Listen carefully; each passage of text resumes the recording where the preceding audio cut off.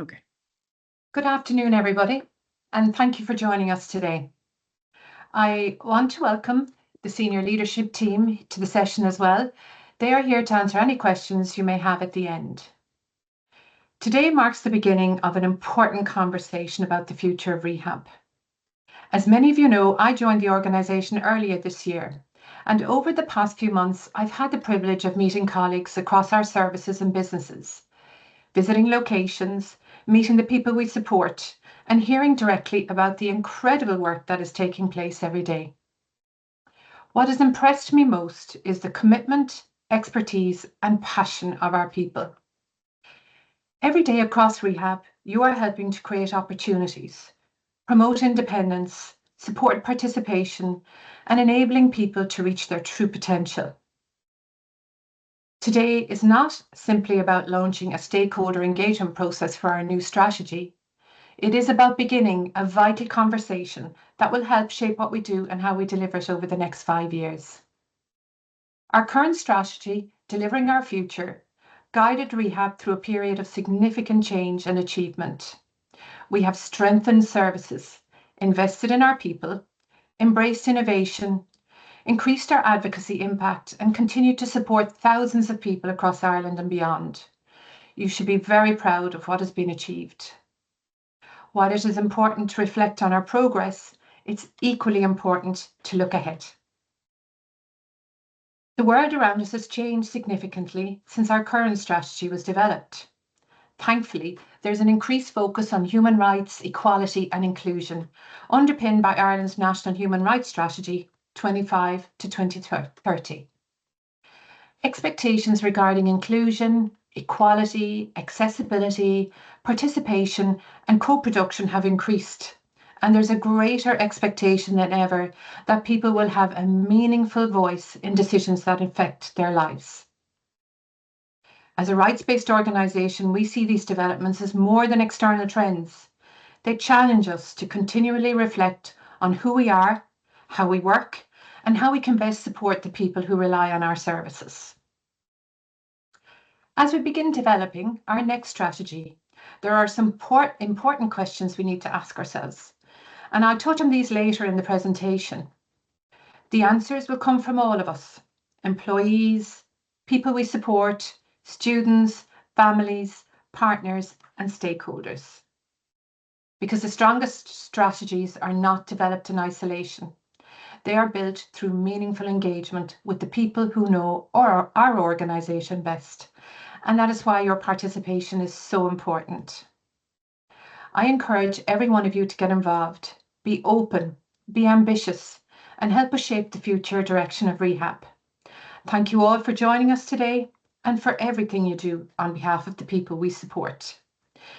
Throughout the session, please type any questions you have into the Q&A box on the right-hand side of your screen, and members of the senior leadership team and I will answer as many as we can at the end of the session. I'm now going to hand you over to our Director of Corporate Affairs, Finn Barr-Murphy, to take you through a quick look on what we achieved during our last strategy cycle. Over to you, Finn. Thanks very much, Laura. I'm just waiting to be popped across, but in the meantime, the voice from the side, you can see the slides in terms of Delivering Our Future, which was the name of the strategy that covered the period 21 to 2026. So I'm going to take the next 10-15 minutes or so just to run through this enormous amount of delivery that's happened over that period of time and some of the milestones I think we all achieved. So just to recap, this image may be familiar to many of you for those who were here during the strategy period. We jokingly call it the Wheel of Fortune, but it very much visually represents what we've achieved and what we were trying to achieve over the strategy period. And just to kind of set the scene, we had some group priorities, which I'll talk about in a minute. They were initiatives and priorities that cut across all the organisation. We had some enablers, which is the band around the outside. They were the tools and the processes and the systems that allowed us to deliver what we were trying to achieve. And then across care, employability and national learning network, we had a series of strategic priorities which was going to move our services on, and I'll reflect on those a little bit. So if we want to just jump on to the group priorities, I'll do a quick run through over the 6 areas. There we go. So group priorities 1 and 2 were around the voice and around quality. So just on the voice, I think it's really important to call out that I think we've transformed our advocacy and campaigning activity. We had very good foundations of advocacy work. The advocacy officers working with students and service users has always been fundamentally very strong. But what we did over the strategy period is we added a new dimension in terms of national campaigning. Emer Costello came in to head up the team, and through her work, we've gotten much stronger engagement at the political front. We've also strengthened our lived experience. So we have people with lived experience from our services now on both the NLN and CARE committees. And that was a key initiative for us to get that voice in there. And through that work, we've been involved in lots of Oireachtas committees. We've had lots of TD visits. Many of you will have hosted TDs and ministers over the years. And of course, the advocacy conference is going from strength to strength, including President Connolly opening this year's conference, which was fantastic. And of course, the award-winning voter education program that they did during the cycle, because we had a national, we had a presidential and national and local elections through the whole period, which is quite a big amount of education. On the quality side, Shona and her team have delivered a huge development and progress in terms of our quality, including the implementation of the quality framework, which had the assisted decision-making oversight. That was a big piece of legislation that came in during the period, and there was a lot of conversation, a lot of training that went into that to help people make the decisions that were right for them. We advanced accreditation and regulation in terms of getting ready for what was coming and what was already in place, particularly in autism, in home support, and the National Autism Strategy. We've maintained very strong HICWA compliance. We're very high in terms of our overall compliance rates. And we actively work, as many of you know, to prepare for those inspections, to collaborate across those inspections, and to learn from the ones where we don't do so well. And that's really good. And there's a huge amount of work goes into that. And also, we've also developed measurements, particularly around our respite service framework and also a quality safety system. So it's important that we measure the success that we're doing. And quality has been fundamental over the last few years, but it will continue to be so going forward. We rate ourselves very highly as a quality organisation. Looking at the next 2 group priorities, we tried to build in some capacity and capability within the organisation to develop up from where we were. There was many of you will have been involved in an organizational restructure that went on earlier in 2022 and into 23, and that kind of distinctly put NLN and CARE enterprises operating independently from each other rather than the regional structure before. We did a huge overhaul of governance, and many of you will have been party to that going over the last few years, particularly around risk management, which has gone out and been trained. Many of you have taken part in that, and our risk framework and the management of risk, which was always really, really strong at the operational front line element of it. This was the governance risk that sat around us, and we need to do some more work on that. And thankfully we have, and Liam has worked with many of you and visited many of you to build on that that risk management approach. And then we were lacking some key strategies. So we did one for IT, for property, for fundraising, for communication, and they were fundamental because we needed to understand where we were going. And just to point out there on the right, it's worth noting because it's not something that happens every day. As a result of our annual report work and as our governance work, we did end up winning the Good Governance Awards in 2025, which was a great achievement. On the financial space, we have been working to do a finance transformation program, and that's to support both the finance team in terms of how they manage the budget on your behalf and the money on your behalf, but also to help you manage your budgets and your centre incomes better. So we implemented a new budgeting system back into last year, which improved our budgeting process. It consolidated our budget. For many years, it was the first time we were able to get a budget done in the calendar year, advancing before the year it comes into play. We're rolling out purchase to pay at the moment to help with that really annoying thing that we all have to deal with in terms of processing invoices. This P2P will really improve that, and NLN are piloting that at the moment, and we're hoping over the course of the summer that will be rolled out further and into the autumn. And a lot of IT work in the background in terms of developing our systems in finance, all the stuff in the background that makes managing our money really important. That then has allowed us, along with all of your service discussions and your organic growth across your services, a phenomenal 30% growth over the 21 to 26 period, which is massive. Now, the majority of that is in care. It's important to call out, but that's a huge figure. That's moved us up to, in 2026, our budget was 200 million, which is a massive provider in any sense, in any meaning of the sense, but also the growth over that period has been phenomenal. And then I think it's really important to call out your strong budget management at local level. That's the foundation to make sure that income and expense is being managed across the organization. And you do that very well. And we're going to provide further training and have been providing training to allow you to do that. And finally, just the last two group priorities, just to pick up on a few pieces.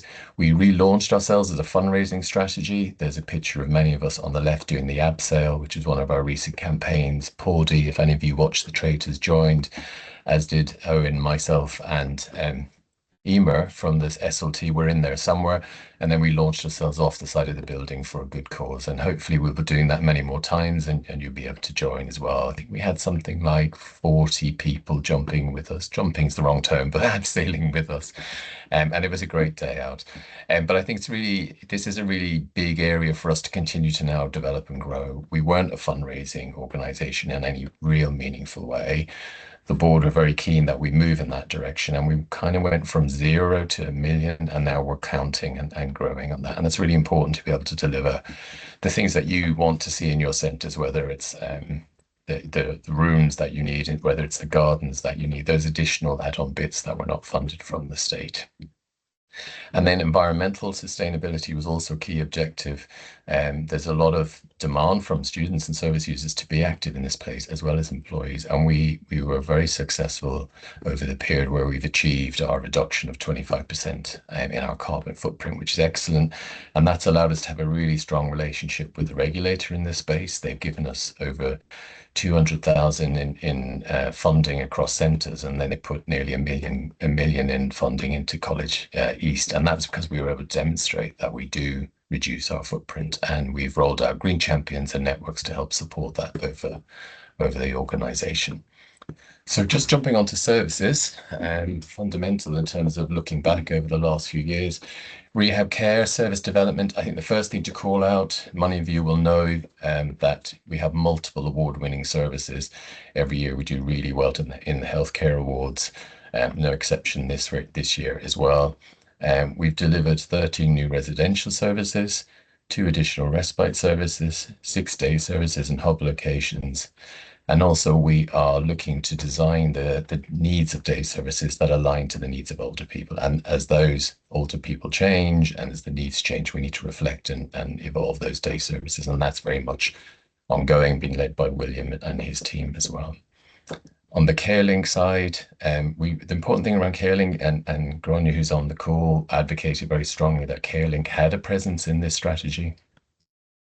So initially it was about stabilizing the service through recruitment and getting additional hours into CareLink. It was about improving our offering and our support. It was about, as I mentioned earlier, preparing for the regulation that was coming in relation to home care and other compliance in terms of safeguarding and vulnerable adults. And it's in a really strong place now. So it's a good success story for us to call out. Moving on to the next slide. We also have done quite a lot of work in autism and MDS. You'll know that the priority for us in autism is really high because of the changing needs of our service users, and the profile it continues to become more complex, and therefore we need to be able to adapt and be able to offer services that meets those needs. And we've obviously achieved accreditation with the National Autistic Society, and we have 2 services now that have achieved that accreditation in 2025, which is brilliant. And on the multidisciplinary support side, we have established a psychology service for rehab care now, and we continue to support opportunities around the MDT capacity and what that might look like and resourced across the organisation. On the NLN side, fundamental to NLN is providing a first-class student experience. And so there are a number of initiatives here, and over the period I really called that out. Primarily from a physical point of view, we did open a new college in Dublin, which is College East. And that was the new home for a number of fragmented college services that were spread in a number of different campuses.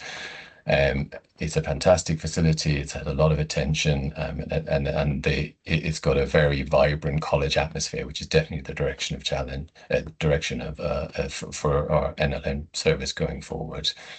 We've also invested an awful lot, and we have always historically, but over the last 5 years or so, put an awful lot of technology into our learning, whether that be assisted technology, whether it be technology enhanced learning or e-learning. All of these things are in high demand from our students, and the programs we're delivering now, including UDL embedded in that, which is Universal Design Learning embedded in those programs, have really kind of brought our educational offering forward and made it much more attractive and more dynamic, I think.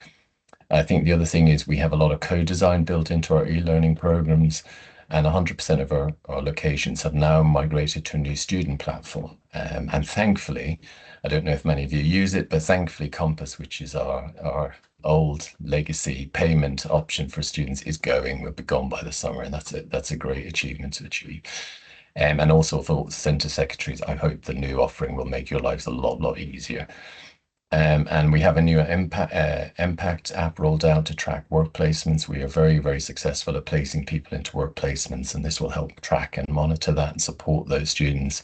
And fundamental is our student satisfaction survey, and understanding each year, is that improving? We have predominantly been at the 90% and above, and that continues to be something, an area of focus every year. And we had an action plan that comes out of the back of that as well to make sure we're capturing everything. And in the last area of business, just to touch very briefly, within NLN, our two main provisions are in the HSE. There's significant growth over the strategy for that, particularly because of the neurodivergent population and young adults, etc. So really big growth, and we've been responding to that with new facilities across the country and new programs. I mentioned earlier about the technology. That's definitely a key part to being able to do that. And on the vocational side, it's really important that we were able to stabilize the VT training, particularly given the funding pressures. We haven't seen an uplift in funding since 2011 in VT, but we still managed to provide an excellent service across the country that's really well regarded. And we are the main provider of that service, and we'll continue to do that. And Rita and her leadership team and Lucianne before have made a big part in making sure that continues. And of course, we do continue to adapt programs, because like everybody else, the people coming in to use our programs are getting younger, and therefore the experience they expect is not that would have been the same as 5 years ago, much more technology based. And just finally, on the enterprise side, on the next slide, thank you. There was a number of strategic priorities we set out around enterprises and employability within the strategy. I think before I get into some of those points, it's really important to call out that it is an extremely challenging environment for enterprises. They're the one part of the organization that work in a highly competitive space. They receive absolutely no state funding, and therefore they are competing on the front line, for want of a better description, with commercial companies who are able to put in a lot more resources. So that is a really tough environment. We have been successful at lobbying for the wage subsidy scheme increase. So that's a good advocacy and enterprises call out. It wasn't something the government wanted to do, but we managed to get it into their program for government, and we saw an increase which went into the back pockets of employees there as well as employers. We are working on something called Article 20, which is basically saying that if the government's buying goods and services from companies, a proportion of that should go to organizations like enterprises. And we're calling out the government where they're not doing that and ensuring that more of that work comes our way. We've invested in sales team during that time and developed new sales lines, particularly in the IT space. We're now selling laptops and looking to expand on that. So if anyone needs one, you know where to go. And also we have also put in a lot of technology into, I think that's a mixed match there. They've added a little bit. Those three next bullets are NLN points there that some have come across for some reason. But just to finish off enterprises, a key thing to call out was we have got a division of enterprises called Haven in Scotland. And we were successful in securing a government grant to support that. That was a key achievement last year that Karen and her team did there. And that allows Haven to have a couple of years, 2-3 years, to build on its foundation in terms of what it's offering, and also look at its viability going forward. And then just the last couple of slides for me, and I promise I'll stop talking then, but it kind of shows you there's a huge amount achieved in 5 or 6 years to condense into 10, 15 minutes. So bear with me. But we also had these enablers. So these are the tools that we put in place to help you deliver the services you need as employees and managers. And key to that was the digital transformation. I hope many of you experience a much better IT service now than you did when we started this process. So we have invested in the team. We did do a huge response to our cyber attack, which happened in 2022. There was a big security investment on the back of that, and that was fundamental. That's the key. That's now made us much safer, and we feel much more able to respond to a future attack should that happen. And of course, we've invested very much so, not only in the back office stuff, but also in the front office stuff in terms of the tech wheel within NLN. And of course, we also have a huge amount of data that we're now looking at managing and reporting in a better way so that people can understand how their services are performing in terms of numbers coming in, numbers going out, etc. On the physical environment space, we've delivered lots of new facilities in Carlow, in Dublin, and Sligo. We've delivered new homes for people in New Grove. It's often forgotten that we actually have tenants that are service users in many cases, and we manage their homes on their behalf and work with them on it. And we provided new homes in Dublin and Kerry. And we're doing a property transformation plan, which is similar to the IT one. And that's again to support services. And that will very much play out in the new strategy as opposed to the existing one. But it is an important thing to call out. And then finally, not forgetting on the last slide, the people. It was a massive piece of work done on people across the last 5 years with Emer and her team. Fundamentally, we launched a new people and culture strategy. We represented employees at the WRC, which is essentially where the negotiations were going on for the last pay uplifts from the state. We were in one of the ante rooms representing the providers and very much involved in trying to leverage the people around the table to get the best outcomes on your behalf. We reduced frontline vacancies by 23%. In 2025 specifically, which is great. It's been a real focus, that retention and recruitment piece. And now we're much more about the recruitment piece, the retention piece, because we're filling vacancies very, very well. And we undertook our first employee survey. It's the first one that's been done for a very long time, certainly in the lifetime of this strategy. And I think key really is on the back of that survey, where a huge number of you responded, the HR team, the people and culture team, as well as SLT, who went out to answer questions, did a number of road shows. There were action plans that came out of that. And fundamentally, we followed up on a lot of those actions, such that when we did the second survey, there was really good movement across all areas. And I think it's a journey for us, but I think it's really important to recognize we have heard what you said. We have done actions on it. We will continue to do those. And hopefully when we do a future survey in another 18 months or so time, then, it'll be continued progress and you feel that in every day. And we are developing a leadership, and we have already started actually developing a leadership and development program. And then in 2 other areas, we've strengthened our overall employee support and recognition. That's including the well-being piece. It's the long service awards. We've had 2 rounds of employee awards now, which were really good. We had the initial one to mark the 75th year, and we followed up with another one back end of last year, I think, or off the top of my head. And then we also are building a more inclusive workplace, and we were successful in winning a silver diversity inclusion piece in that as well. So a huge amount of work in the people and culture space condensed into a few minutes there. But and overall, hopefully that gives you a sense of what we've achieved over the last 5 years. And as we go into the new period, I'll hand over to Laura, but hopefully that was helpful to remind us all what we've done. Thanks, Laura. Thank you, Finn. It's fantastic to see the breadth of what was achieved in the current strategy cycle. And well done and congratulations to everybody. So now we begin developing our next strategy for the period 2027 to 2031. And this is about defining our future direction for the next 5 years. Our goal is to create a strategy that is ambitious, meaningful to all of us, and sustains us for the future. And the strategy will be developed through engagement, evidence, and collaboration. And the steering group and board will provide oversight, but stakeholder voices will shape the content. So we do need to reflect that the world has changed, and so must we. And as I mentioned at the outset, since our current strategy was developed, expectations and policy have evolved significantly. And there's a much greater focus, rightfully so, on rights, inclusion, and participation.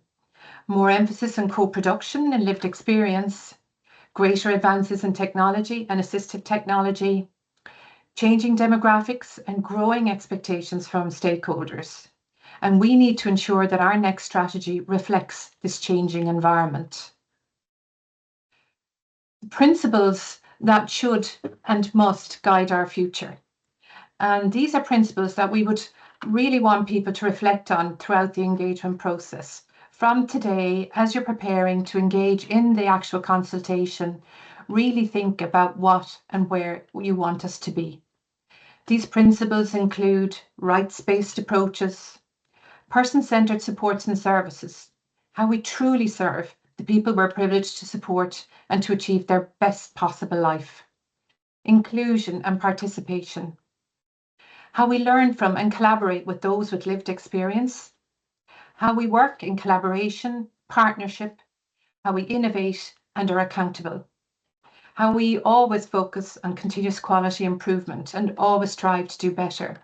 And we want all our stakeholders, including you, to tell us where we are doing well and where we need to improve. I think some of the questions then that we need to ask again as you reflect and prepare for the consultation, we would ask you to reflect on the future of Rehab Group. What should we continue doing, but what should we do differently?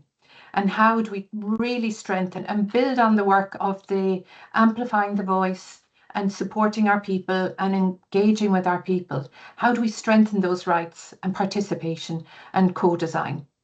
And how do we continue striving to be best in class? So these guiding principles, which underpin the development of the strategy, they are consultative and inclusive, and they will ensure that diverse perspectives shape every aspect of our strategic direction.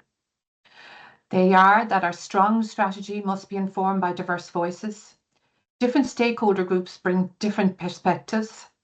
Employees bring operational experience. People and families we support bring lived experience.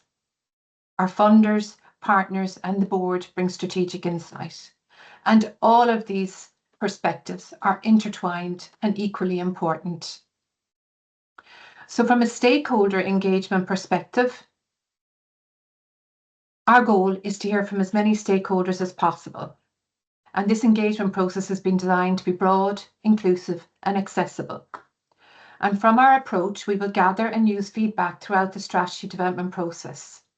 First, we want to ensure we reach as many people as possible, and this means using multiple channels, including email, posters, local networks, supported sessions, and direct engagement activities. And secondly, we want people to have meaningful opportunities to participate. And for some stakeholders, that will be through surveys. For others, it may be through focus groups, facilitated discussions, or supported engagement sessions. Importantly, we recognise that not everyone engages in the same way, and that's why we're providing a range of opportunities and formats to ensure participation is as accessible and truly inclusive as possible. Thirdly, and perhaps more importantly, we want to capture what people tell us in a very structured and meaningful way to inform our decisions and direction. So this is not just about collecting feedback for the sake of it. We'll be analysing responses, identifying common themes, understanding where there's a consensus, and recognising where there are differing views. We want to understand what stakeholders believe we should continue doing, what we should do differently, and then what opportunities we should prioritise over the next 5 years. And the insights and learning gathered from this process will be presented to the steering group and board and will directly inform the development of our strategy. You can see from this slide an overview of who we will engage with and how. And we know different groups require different approaches, and we have taken all of that into consideration. And we're committed to ensuring all stakeholder voices are represented. From a timeline perspective, our surveys will launch the week commencing 22nd of June, and then our engagement activity will run throughout the summer, right up till August, end of August, and then we'll have a targeted follow-up where participation may be low. And our analysis then begins after the survey closure in September. While this engagement process is being coordinated centrally, its success depends on participation across the entire organisation. This isn't something that can be delivered by a project team alone. Every member of the senior leadership team has a role to play in encouraging participation and creating opportunities for discussion.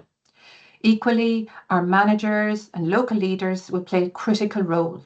They are closest to our employees, services and communities, and are often best placed to encourage people to engage and make their voices heard. Our communications team will support the process through regular updates, reminders and engagement campaigns to ensure people know how and when to participate. And we'll also be monitoring participation throughout the engagement period. And if we identify maybe a stakeholder group or a region or a location where response levels are lower than expected, we will undertake follow-up activity because we really want to make sure those voices are not missed. Our objective is to achieve a high response rate, but it's not simply just to achieve a high response rate, it is moreover to hear from a broad and representative range of people across the Rehab group and beyond, because the quality of that strategy will really depend on the quality and the diversity of the voices that contribute to it. So how do you get involved? There's multiple ways to participate: through surveys, focus groups, email feedback, conversations through line management. We want engagement to be as accessible as possible. And I've already learned so much and taken on board so much since the months that I have joined. I want to emphasise again that this strategy will shape Rehab Group for the next 5 years. Your experience and perspective can influence that future. And we want a strategy informed by real experiences and lived experience. And the more voices we hear, the stronger the strategy that will be. So thank you everyone for joining us and for your attention today. And I hope this session has given you a clear understanding of why we are embarking on this journey and how you can get involved. And this is the beginning of the conversation. Over the coming weeks, we encourage you to take part in the surveys, attend focus groups, share your views and ideas. And we will take any questions that you have as part of our session today. Also, we have a dedicated email address, ourstrategy@rehab.ie, and we would encourage you and welcome any feedback and suggestions on an ongoing basis. So now we will hand over to you, and Ciara is going to facilitate any questions from any of you today. Thanks very much. Hi, everyone. A few questions have been sent to us in advance, so I think I'm just going to get to those first. So the first one we'll pose to Lucy-Anne, if you would take this one. It's: how will feedback from employees and service users be incorporated into the final strategy? Okay, thanks, Ciara, and thanks, Laura and Finn, for such a wide breadth of information and reminders, I suppose, of all we've achieved in the last strategy as well. I think that was really interesting. Okay, so I think Laura has covered really quite a lot of how we will use it in her presentation. But just maybe if I could reiterate, we do want feedback from as many people as possible, and we know we do need engagement from particularly the line management of all of the divisions to make sure that happens. So we will be reaching out and we will be kind of linking in with you in relation to that. In terms of how we, I suppose, designed the stakeholder engagement piece, there is a lot of structure behind the surveys and the focus groups. So like wherever you're inputting your views, that will all go into a centralized, if you like to use the word, database, where all that information, all that feedback, all those suggestions for improvement will be collated in the first instance. And then we will analyze them and look at, what are the kind of key themes that are emerging? What are the kind of common things that people are saying? So what are people saying are areas for improvement? What are people saying are things that we should maybe stop doing or, eliminate from the way we approach doing our business? And then we're really interested in what are the areas where people think, there's opportunities for us to develop, or the priorities for development moving forward into the future. So when we get all of that, and when we look at it and we collate it and analyze it, we'll then synthesize that feedback into kind of key themes and enablers. So what are the things that we need to change and do differently? And then we'll also look at it in combination with feedback from the board. We've already had some sessions with the board, and we'll have more senior leadership, wider leadership team. And I think really importantly as well, all of our external stakeholders. So people, the funders, the political organizations that are important, umbrella organizations that we work with and who we work to create sort of the sectoral interests, if you like to put it that way. So all of that feedback combined will form the bedrock of our new strategy and will be used then to develop the new sets of priorities and the focus on the new enablers as we move forward and, map out our strategy from 2027 to 2031. So I hope that answers the question. Lovely, that's great. Thanks so much, Lucy-Anne. The next question is, what is the biggest opportunity for Rehab over the next 5 years? So what I think we'll do is we'll go to the director of each of the 3 divisions for this question. Grania, if you're there, we might start with you, if that's okay, to speak about Rehab Care, and then we'll go to Rita and Kevin. Thank you. Yeah. Thanks very much, Ciara. I suppose, look, again, I just want to reflect on Finn's presentation in particular, where he highlighted the growth and development across care over the course of the last 5 years. And I suppose in that context, looking at the next 5 years, the growth opportunities are huge, and the potential for growth and development for Rehab Care remains very significant.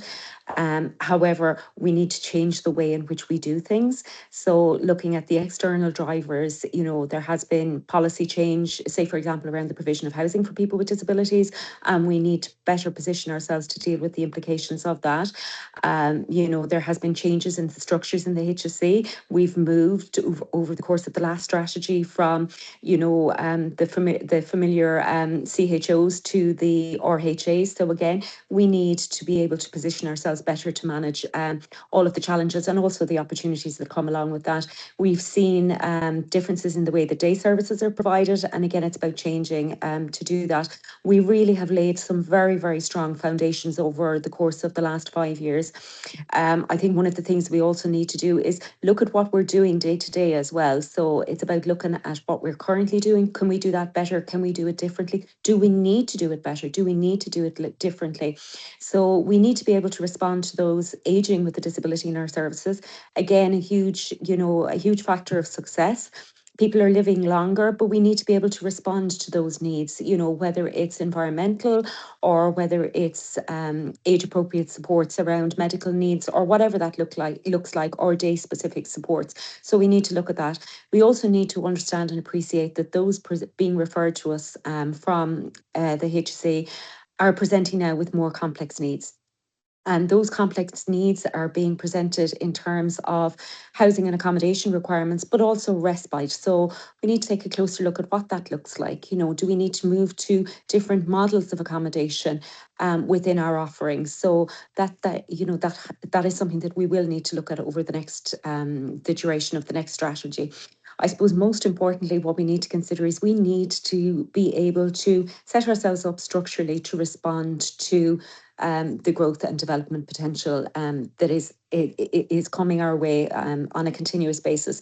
And huge thanks is due to all of you for that, because our reputation as a really high quality provider has been built up because of the relationships and the reputation that you've established.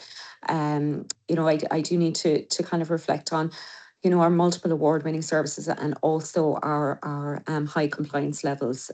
So one of the key objectives for me is maintaining that. And again, that can't be achieved without the amazing work that our teams do on the ground. And I'm always at pains to say that. So hopefully we'll be able to reach more people throughout this consultation process to enable more people to feedback on what they believe, because it's so important that we hear your voices. So thanks for that, Ciara. Brilliant. Thanks very much, Grania. For Rita, if you could speak to the opportunities for National Learning Network, please, for the next 5 years.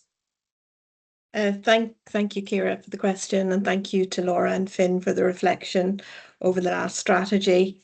This strategy for me will create a stronger foundation for empowering our students to achieve their potential in the very dynamic and changing educational ecosystem in Ireland. I really hope that it will reflect that changing environment, and I'm very keen to make sure that we expand our education and training offering to enhance our already established digital and vocational skills and rehabilitative training, and to provide more inclusive pathways for our students. NLN are exploring how we can strengthen our partnerships with our funders, with our employers, with our communities, with families, and also with our providers to help our students to gain those skills for meaningful employment and for lifelong learning opportunities. I'm really keen to embrace innovation in this strategy and to look at learner-centred approaches to support individuals in building their own confidence, their independence, and their successful futures. The opportunities that will enable us to create a more inclusive, skilled, and resilient workforce and society as a whole, and to chance for our students to learn, to grow, and to contribute to society. We've been leaning into recent policies, for example, the VET strategy, the RT review, the UNCRPD, the Human Rights Strategy for Disabled People, to really inform our decision making. And then, of course, as Laura and Finn mentioned, we want to hear from all of you, so that if we're looking for opportunities to explore with NLN, for me, there's a few key ones that we'll obviously expand on and reflect on over the next coming weeks and months, but certainly greater collaboration with our colleagues in enterprise and in care, and to look at the structure of our NLN team, particularly around operations, to support the NLN staff everywhere in the country and in every county in Ireland. So to whether they need to reskill, to upskill, or to respond to the needs. Financial sustainability is obviously key to it. So we need to make sure that we maintain that very strong budget management position that we currently have. To look at our MDT, or the right MDT going forward, or do we need to look at that as well? Finn mentioned about the new electronic systems, our new IT system. So we have our new Compass system coming along, NLN Connect, and we're developing an electronic attendance system. So that lends itself and leads very much into the whole area of pedagogy in our society and in our centres, looking at the teaching, learning and environment of assessment, technology enhanced learning, UDL, and where the programme should be and should be in the future as well. Co-creation and co-production are core to it. We need to explore day services opportunities, bridging and transition opportunities. And we were successful in 3 of our centres in 25 with NAS accreditation, and we hope to pursue that with another 2 this year in 2026. Augment our income with unrestricted income, to look very much at new developments, whether it's new academies or new ways of exploring our augmented income, and also look at assistive technology and that very much as well. So lots of opportunities to hear from you about where you could feed into your ideas. Very keen to hear a little bit more about that, and where we could take it into the future. So just to thank the NLN teams for the work that you do on a daily basis. That's brilliant. Thank you so much, Rita. Kevin, can we turn to you about employability in enterprises and the biggest opportunity for the next 5 years, please? Thank you. Absolutely, yeah. Cheers. Thanks, Kieran. Thanks all for a really informative session. There's a lot there that we've covered in a fairly tight time. So I really appreciate the time. Obviously went in condensing all that. So really, really good. Thank you. Yeah, I would say we want to build on what we've already done. So we've got a really strong base. We've got great brand recognition across the country for what we do on the recycling and the kitting piece, and it's looking to keep building on that. I think there's huge opportunities for us there to move up the value chain in these activities.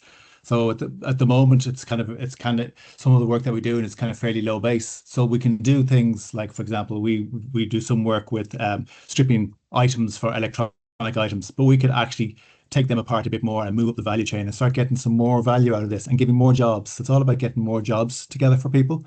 And we've also done that investment piece now in the IT, where we're now starting to reap those benefits, where we're actually starting to get IT resales. And I think it's a huge opportunity for us to actually build out on those sales of the laptops. So we've already thrilled to say that we've already got orders in for over 100 laptops from Rehab Group, and we're going to be looking at expanding that well outside of Rehab. There's other places that we can actually sell to as well.